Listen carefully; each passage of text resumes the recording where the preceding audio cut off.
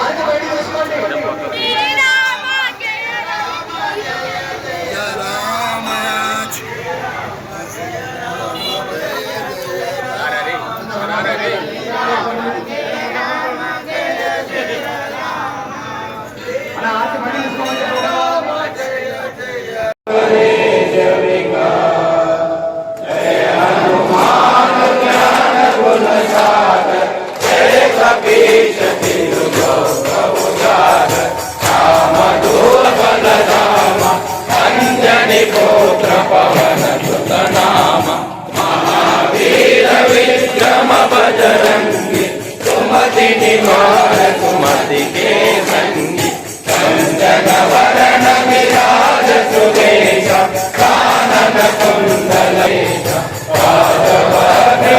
गजा विराज आधे शंकर